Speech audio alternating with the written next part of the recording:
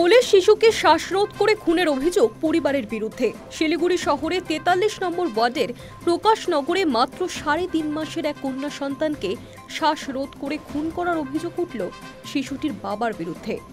এমন ঘটনায় শহর জুড়ে চাঞ্চল্য।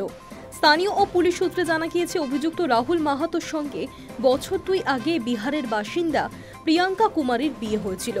তাদের একমাত্র সন্তান ছিল কন্যা, নাম অমৃতা মাহাতো। শিশুটির জন্মের পর থেকেই প্রিয়াঙ্কাকে তার স্বামীর পরিবার মানসিক ও শারীরিকভাবে নির্যাতন করছিল বলে অভিযোগ। কন্যা সন্তান হওয়ার পর শ্বশুরবাড়ির কেউই শিশুটিকে মেনে নিতে পারেনি বলে দাবি মায়ের। শিশুটির মায়ের অভিযোগ, মেয়ে জন্মানোর পর থেকেই তাকে আরো বেশি করে কষ্ট দেওয়া হতো। रात में 2 बार जगे तो देखे कि पैर रखे हुए थे, तो दीदी का पेट पे 2 बार हम हटाए, उसके बाद दूध पिलाकर सुला दिए। उसके बाद हम सुबह उठे तो देखे कि एकदम एती हो गई है, डेथ कर गई थी। পরিবারের দাবি, দীর্ঘদিন ধরেই বাড়িতে অশান্তি চলছিল। সোমবার গভীর রাতে ঘটে চরম পরিণতি।